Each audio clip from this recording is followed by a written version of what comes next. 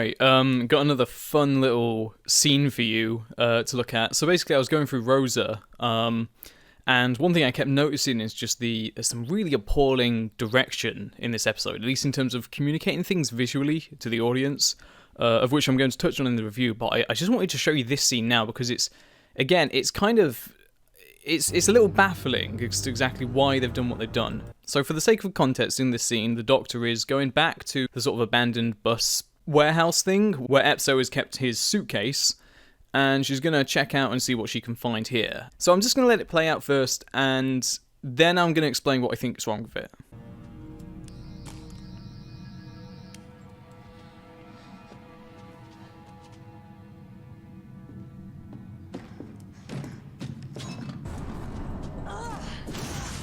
Right, so I don't know if that was confusing for any of you, but when I was first rewatching this episode, I was genuinely quite confused, and I think the reason why is the way it's shot is just not conveying the information that the shot is supposed to. So the idea behind this sequence is that the Doctor inspects the suitcase, she hears footsteps coming from behind her, and then once she's heard them, she then packs up the suitcase quickly and throws it behind her, kind of defending herself, but not letting the approaching person know that she's heard them. Here's the issue. We have this shot, and this is one of our two shots. One's from the side, one's from behind. And as you can see, we're mainly just staring at the Doctor's back here.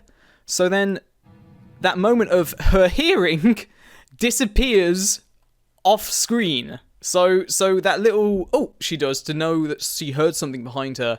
It's unless you're looking out for it, it's going to be difficult to pick on something that subtle. She starts packing it up, and I assumed that she maybe was just wanting to get out of there quickly, or she'd spotted something important. Only now can you really hear the footsteps coming in. They're very faint. You don't even hear them before that.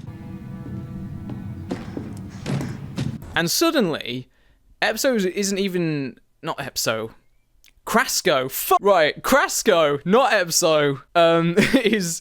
Krasco's just stood there. He's just casually doing something with his gun, and it's like, oh, what? Whoa, where did he come from? What this sequence needs is you'd ideally have a shot of the Doctor's face with maybe in the background have someone approaching who's out of focus, and you'd have that kind of subtle movement in the background of someone approaching, and then you'd highlight the face, the Doctor's face responding to that, maybe like looking to the side, but not turning around, which is the important part. It's the fact that she hears it but makes an effort not to respond.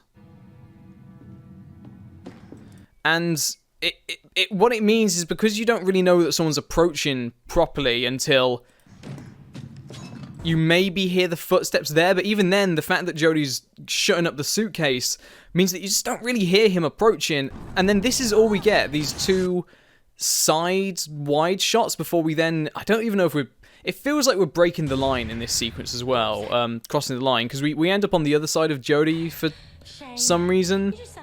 And again, what is this shot? Oh, cool, black. She's here, I guess.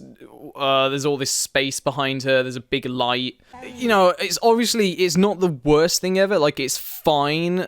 Obviously, you'll just about understand what's happening. Now, this is the kind of shot that I meant. And obviously, this is in an extremely different context.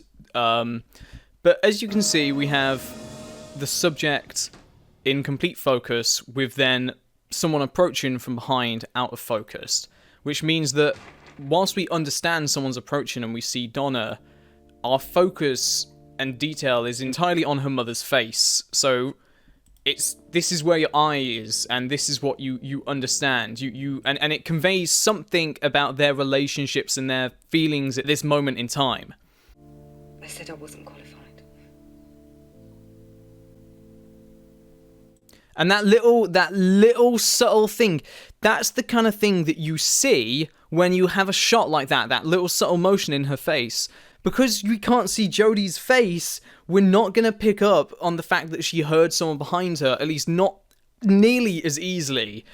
And just the lack of any change or emotion in her face, it's sort of, it's for a purpose. You get so much from what you can see in the face, and this is where your eye is supposed to be. So you can see how even, you know, whether it's just a subtle change or just the fact that her face expression remains basically the same throughout the entire scene, you know, we're conveying important information about this character's feelings and position in life through this shot, which you just don't get through the other shot.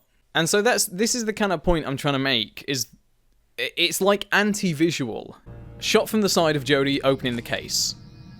A jump to the other side of her, again, probably not breaking the line because it's done in a way that it isn't jarring, but it's a little strange. Shot of the suitcase. Then that and that is all you get.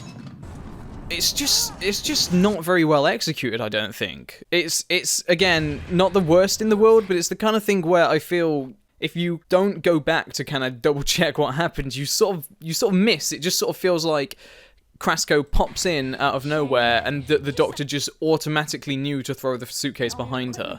And I think this is something that I tend to feel a lot with this era, is that you'll get these moments in which something happens and you're caught off guard and you have to go back and go, hang on, wait, what just happened? And because it's just not conveyed very well through the visuals.